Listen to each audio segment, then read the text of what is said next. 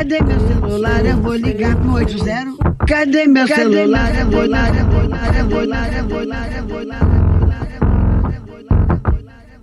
Ninféias apresenta Pílulas Feministas.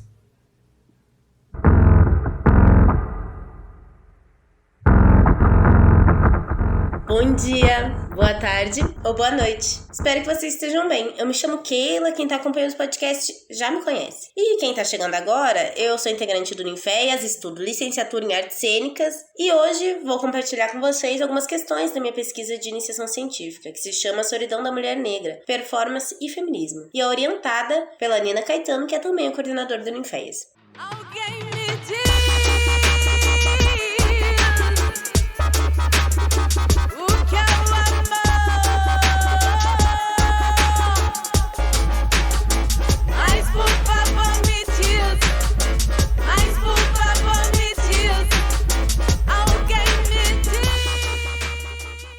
O projeto de pesquisa Solidão da Mulher Negra, Performance e Feminismo busca contribuir para o desenvolvimento das pesquisas sobre a cena contemporânea, no campo das artes cênicas, por meio da investigação e criação de experimentos cênicos performativos a partir do estudo dos conceitos de performance negra e afrofuturismo. É perceptível que na cena teatral contemporânea, as experimentações estéticas têm se valido cada vez mais da performance como uma expressão artística aberta, na qual a proposição do artista permite ao público que ele não só interaja com a obra, mas também se torne um co-criador dela, possibilita as mútuas afetações entre obra de arte e espectador, o que é fundamental em um trabalho que se quer facilitador entre teoria e vida. Afinal, não se pode acreditar que os paradigmas sociais mudem com o passar do tempo, se não houver pessoas que denunciem e lutem por essas mudanças. Muitas mulheres negras sonham com uma sociedade em que fossem respeitadas. Enquanto essa situação não for assim, será necessário seguir imaginando, seguir criando ficções para possíveis realidades, que agora são somente imaginação.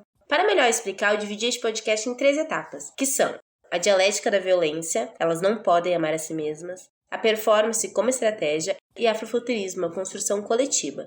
Bom, vamos lá. A minha pesquisa sobre solidão das mulheres negras caminha para um ponto onde afirmo que essa solidão está conosco desde a infância. Quer está crescendo nosso psicológico junto com o nosso crescimento desde o primeiro não, quando a gente queria fazer uma princesa na escola e todo mundo riu. Ou quando as oportunidades de emprego se fecham, porque a gente não tem o perfil da empresa. Quando somos trocadas por mulheres brancas, porque a mulher negra é só para sexo. Quando somos a maioria de famílias matrifocais e o abandono parental é naturalizado. Destes momentos e outros vários vão criando o que para a branquitude pode parecer força, mas que nós, pessoas negras, não podemos replicar, que é essa ideia da mulher preta que é capaz de carregar o mundo nas costas, da mulher forte o tempo todo. A gente não pode carregar e nem vamos, a gente não quer. A solidão, ela tá no nosso psicológico e essa força, na verdade, é um dano psíquico que nos afasta de nós mesmas.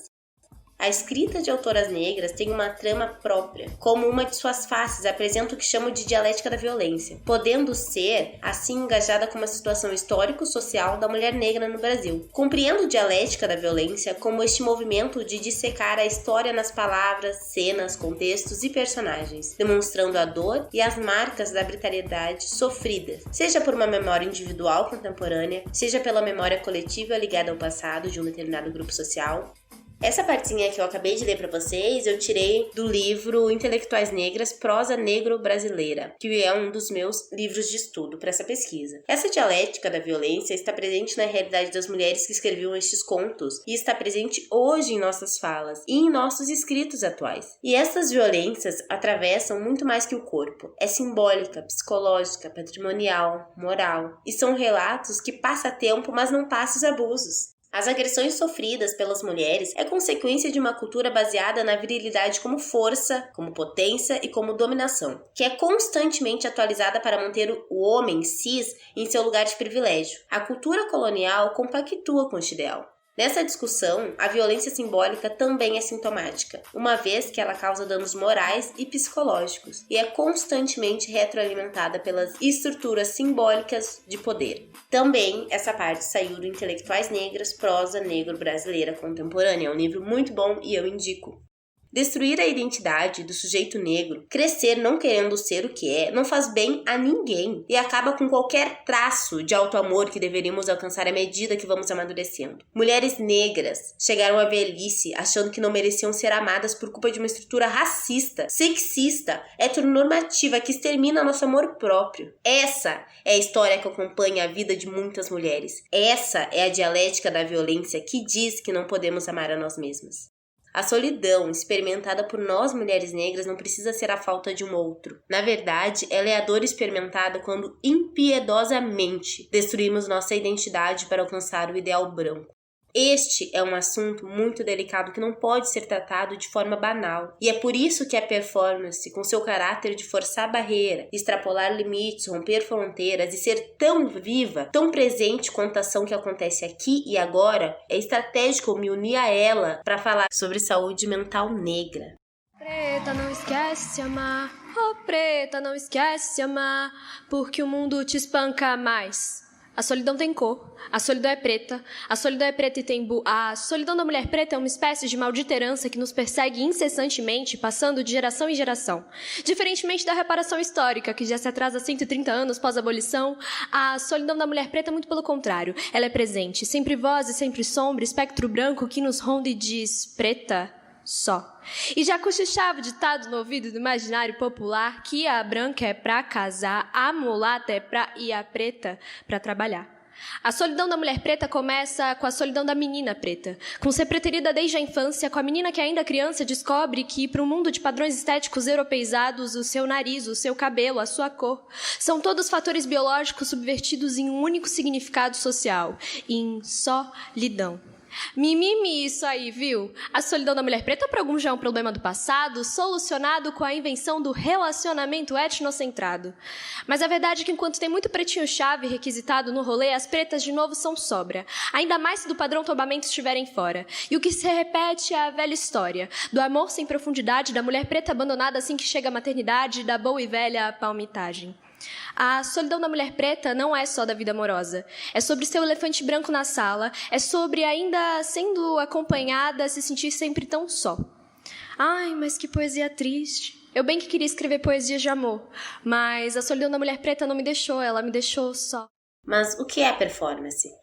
Através da realização do programa, o performer suspende o que há de automatismo, hábito, mecânica e passividade no ato de pertencer. Pertencer ao mundo da arte, pertencer a um mundo estritamente como arte. Um performer resiste, acima de tudo e antes de mais nada, ao torpor da aderência do pertencimento passivo, mas adere, acima de tudo e antes de mais nada, ao contexto material, social, político e histórico, para a articulação de suas iniciativas performativas. Eleonora Fabião, 2013. Pertencer ao mundo estritamente como arte é aceitar de forma passiva uma arte com cartilha de como fazer e sobre o que fazer, sem questionar e ir além do que está posto. A performance, ela segue seu próprio programa de ações, que muitas vezes trata sobre os tabus que não têm lugar nas formas mais tradicionais de arte. O meio, o contexto, são motivadores, pois o corpo e a subjetividade existem no social e no privado, de formas diferentes e muitas vezes o privado precisa ser denunciado, pois é socialmente invisibilizado para não gerar desconforto. A performance preta é uma grande colisão entre liberdade vezes representação social. A pessoa negra, ela sabe que pode elaborar 1000 formas de compartilhar um processo na performance, mas seu corpo não tem a mesma liberdade. A representação social deste corpo não lhe dá liberdade para fazer o que quiser. É lido como um corpo que destoa em ambiente elitista. Na universidade é um corpo intruso, na arte é um corpo problemático. O corpo negro nas ruas é alvo. As leituras sobre o corpo negro nunca nos deu paz. Então a pergunta seria: qual o valor da performance quando se trata de um corpo que destoa do padrão? Podemos pensar que se o corpo é o lugar onde o domínio público se encontra com o privado, onde o social é negociado e se produz, o corpo também transborda sentido. De forma que pensar a performance em articulação com o campo de saber constituído pelos feminismos me parece estratégico, uma vez que uma das grandes contribuições dos discursos críticos feministas é reconhecer que vidas vivem em corpos. Performance e feminismo, diálogos para habitar um corpo encruzilhada. Quando o corpo preto é objeto da performance e se encontra na rua, um confronto com o olhar da sociedade não deixa dúvidas quanto à necessidade de ocupar aquele espaço que deveria ser público. Lidar com os pedestres que somente estavam passando e agora te encaram como um público que você chamou para te ouvir, ver ou sentir, como, por exemplo, a Priscila Rezende, que usa seu cabelo como utensílio para lavar louça. Não é qualquer utensílio, é o Bombril. E todo mundo que está me escutando, e eu sei também por qual motivo essa relação entre esse objeto, entre o Bombril e o cabelo negro é tensionado e elevado para ruim discussão pela Priscila Rezende. Ou a performance da Renata Felinto, que se chama White Face and Blonde Hair, onde passa na rua Oscar Freire, lá em São Paulo, como uma loura de grande poder aquisitivo. Quem conhece essa rua também irá entender perfeitamente esta tensão entre o corpo negro e a sociedade racista. E é interessante apontar que nesta performance não há um público. Na verdade, ela interage como se fosse comum estar lá, mas as pessoas não permitem esse pertencimento. Pelo contrário, ela é lembrada que não faz parte daquele lugar o tempo todo.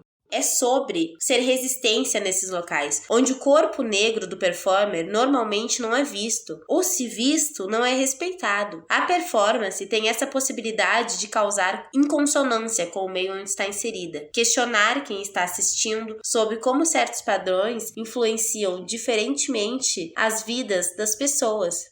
Eleonora Fabião afirma, como pesquisadora e performer, a potência da performance em provocar dissonância na ordem estabelecida, em desarticular discursos e práticas já colocados. Nesse sentido, a performance muito interessa aos anseios de artistas pretas e pretos, como forma de ação poética na esfera pública, uma vez que ela permite ao artista explorar menos a exposição didática das cartilhas elaboradas pela militância e desenvolver mais a experiência dialógica a partir do acontecimento performativo. Performance preta encruzilhadas entre arte e política, do Winnie Rocha.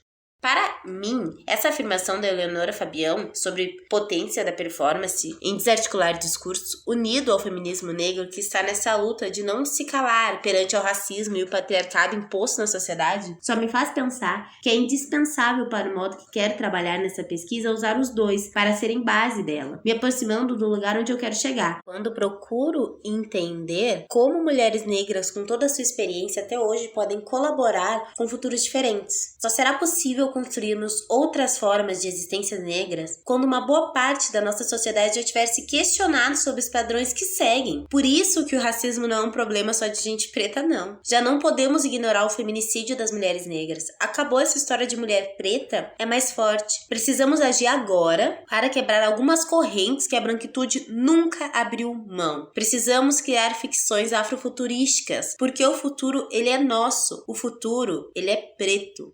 Palavras cortam como facas, dizem que a carne é fraca, por isso eu sinto tanta dor.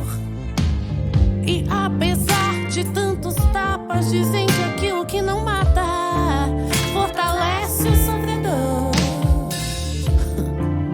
O mundo tem que melhorar, eu já mudei minha percepção. Agora eu sou preta demais, mas não na sua conotação.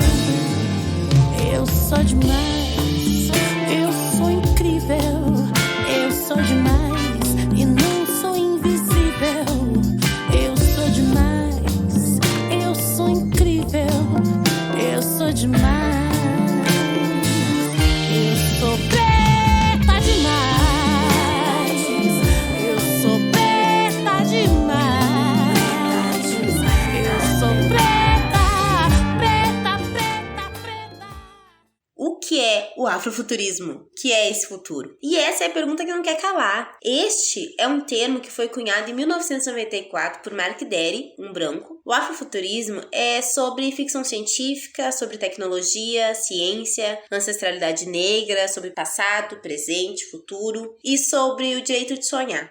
Nós precisamos de imagem do amanhã, e nosso povo precisa mais do que a maioria. Só tendo imagens claras e vitais das muitas alternativas boas e ruins de onde se pode ir, teremos qualquer controle para a maneira com que chegaremos lá. Aqui não se trata apenas da necessidade de se ver representado num gênero no qual as vidas de grande parte da população sempre foi relegada a segundo plano, mas de algo ainda mais importante. Trata-se de reivindicar futuros melhores para todo mundo e de construir esses futuros conjuntamente. diferente. Não é apenas uma questão de representação, mas uma questão de experimentação e, claro, uma questão de política por excelência.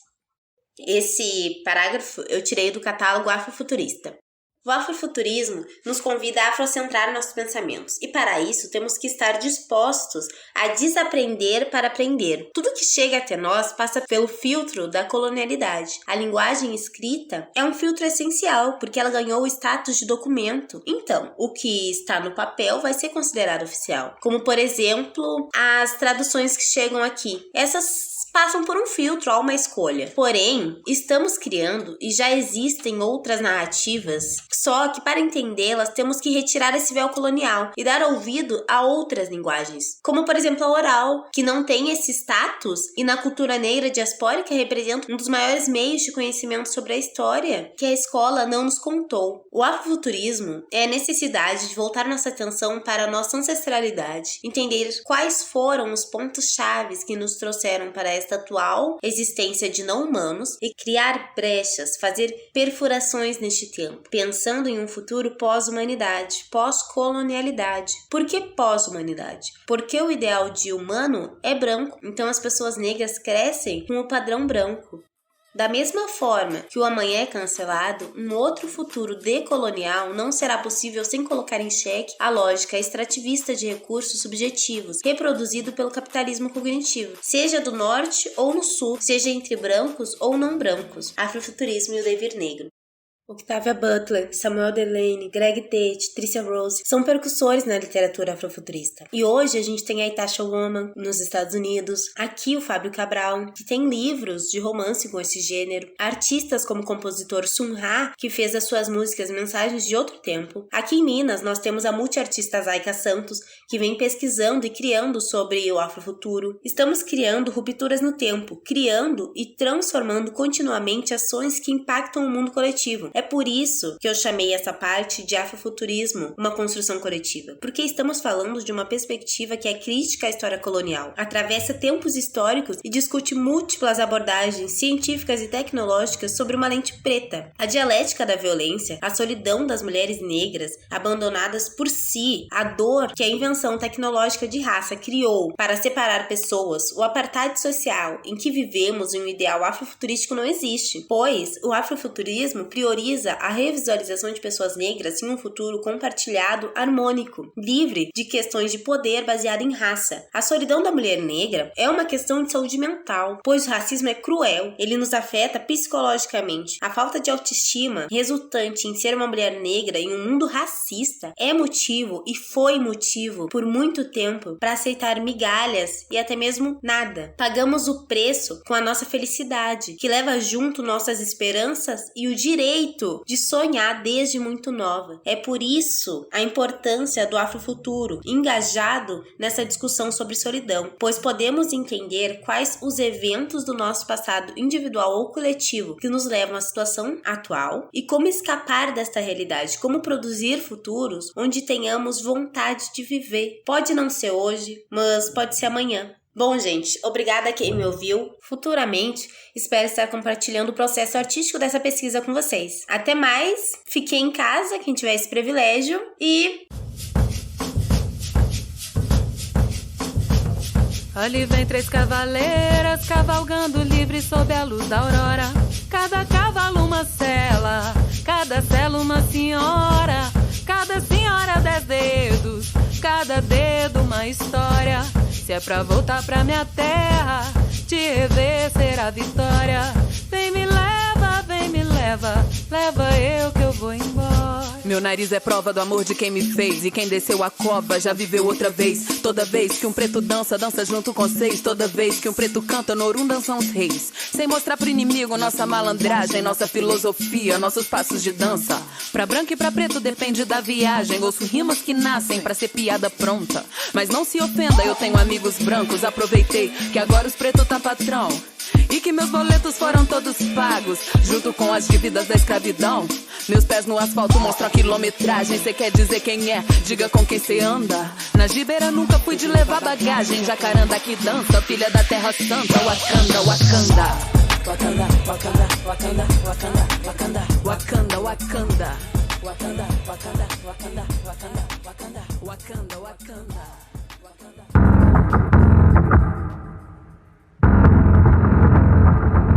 Essa foi mais uma produção do Ninféias, Núcleo de Investigações Feministas, com o apoio da Pró-Reitoria de Extensão da Universidade Federal de Ouro Preto.